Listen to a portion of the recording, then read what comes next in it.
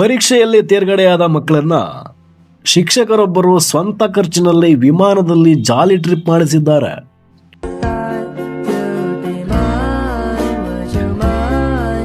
ವೀಕ್ಷಕರೇ ನಮಸ್ಕಾರ.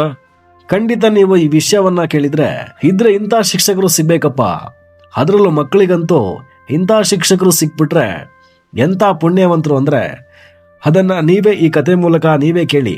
ನಾನೇ ಭಾಗ್ಯವಂತ, ಇಂದು ನಾನೇ ಪುಣ್ಯವಂತ. ಇವ್ರ ಬಗ್ಗೆ ಖಂಡಿತ ನೀವು ಮೆಚ್ಚುಗೆಯನ್ನ ವ್ಯಕ್ತಪಡಿಸ್ತೀರಿ.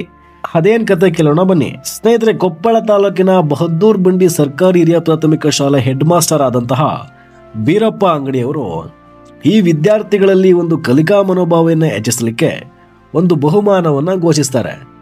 ಅದು ಮಕ್ಕಳೇ, ನೀವೇನಾದ್ರೂ ಪರೀಕ್ಷೆಯಲ್ಲಿ ಪಾಸ್ ಆದ್ರೆ ನಾನ್ ನಿಮ್ಮನ್ನ ವಿಮಾನದಲ್ಲಿ ಕರ್ಕೊಂಡು ಹೋಗ್ತೀನಿ ಅಂತ.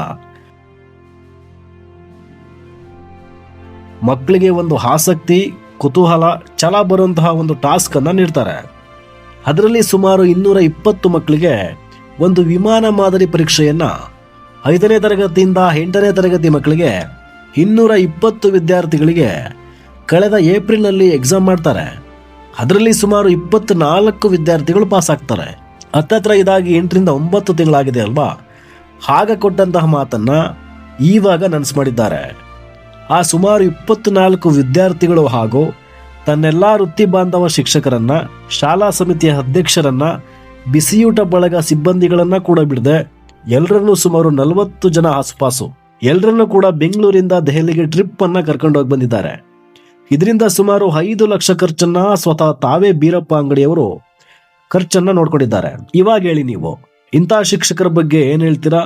ಇಂಥ ಕೆಟ್ಟ ಸ್ವಾರ್ಥ ಪ್ರಪಂಚದಲ್ಲಿ ತಾನೇ ಬಾಳ್ಬೇಕು, ನಾನೇ ಬದುಕಬೇಕು, ಯಾರು ಹಾಳಾಗೋದ್ರೆ ನಂಗೇನು ಅನ್ನೋ ಈ ಪ್ರಪಂಚದಲ್ಲಿ ಇಂಥ ಶಿಕ್ಷಕರು ಸಿಗೋದು ಖಂಡಿತ ಅಪರೂಪ. ವೀಕ್ಷಕರೇ ಏನಂತೀರಾ? ಇಂಥ ಶಿಕ್ಷಕರನ್ನ ಪಡೆದ ಎಲ್ಲಾ ಶಿಕ್ಷಕ ಬಂಧು ಮಿತ್ರರಿಗೂ, ಇಂತಹ ಗುರುಗಳನ್ನ ಪಡೆದ ಎಲ್ಲಾ ಶಾಲಾ ಮಕ್ಕಳಿಗೂ ನನ್ನಿಂದ ಅಭಿನಂದನೆಗಳು. ಹಾಗೆ ವೀಕ್ಷಕರೇ, ಇಂಥ ಶಿಕ್ಷಕರ ಬಗ್ಗೆ ನಿಮ್ಮಿಂದ 2 ಕಮೆಂಟ್ಗಳನ್ನ ನಾನು ನಿರೀಕ್ಷಿಸಬಹುದಾ?